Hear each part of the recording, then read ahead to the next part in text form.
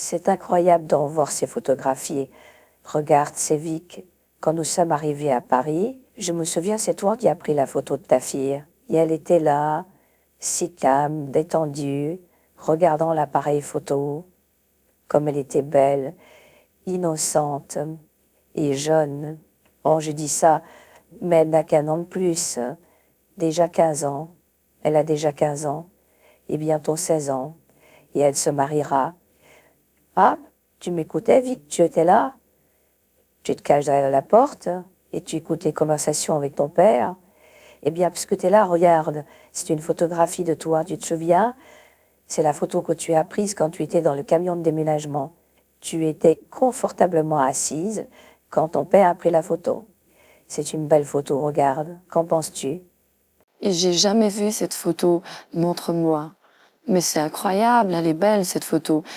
C'est curieux, on m'avait jamais montré cette photo. Oui, je me souviens. On est arrivé à Paris.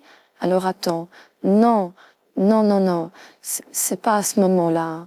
Cette photo a été prise avant qu'on emménage nos meubles à Paris. C'est moi qui ai pris la photo, alors je m'en souviens. Mais j'ai toujours une sensation étrange de regarder une photo. Parce que dans une photo, tu comprends ma petite Lick, eh bien, une personne ne vieillira jamais. Tant que tu as la photo dans la main, la personne aura toujours 15 ans ou toujours 30 ans. Mais ce qui est terrible entre une photo et la réalité, c'est que les gens changent et vieillissent. Et parfois, quand ils ont 80 ans, il est impossible de les reconnaître par rapport à leurs photos de leurs 15 ans. Alors une photo a quelque chose d'immortel. Peut-être que la photo, c'est le début de l'immortalité. Mais il y a des choses sur Terre qui sont immortelles. Une photo, c'est une représentation de toi éternellement, qui durera autant de temps que la Terre durera. Imagine cette photo, dans 100 ans, tu auras toujours 15 ans. C'est la magie de la photographie. Elle fixe notre immortalité. Mais la photo évoque aussi des souvenirs. Parfois de bons souvenirs, parfois de mauvais.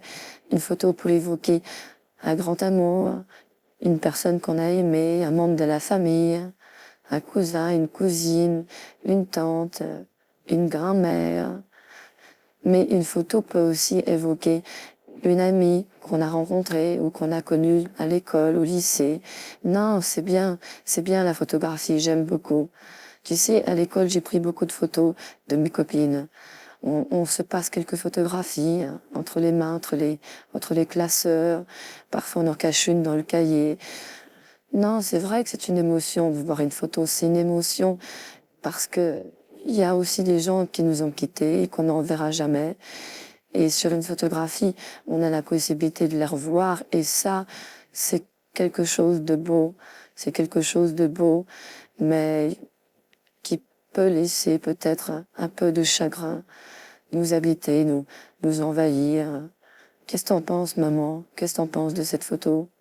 Oui, mais les plus belles photos, celles qu'on conserve et qu'on regarde le plus souvent, c'est pas ces photographies-là, c'est les photographies de mariage. Et en parlant de mariage, Vic, n'oublie pas que dans quelques mois, tu te maries. Et avec ton père, on a prévu de super photographies. Tu seras photographié avec ton école, avec tous tes camarades et toutes tes copines. Et donc, on a fait appel à un photographe professionnel. Enfin, c'était mon idée et tu connais ton père et il préfère faire lui-même toutes les photos. Alors, les photos de ton mariage, ça va être magnifique à voir. Ce qui est très étonnant, c'est que les gens ont tendance souvent, quand ils regardent l'album de photographies, à regarder leurs photos de mariage. Et parfois, ils ne reviennent pas beaucoup plus loin que leurs 20 ans. Mais dis-moi le fond de ta pensée. Ça te fait plaisir de te marier à 16 ans?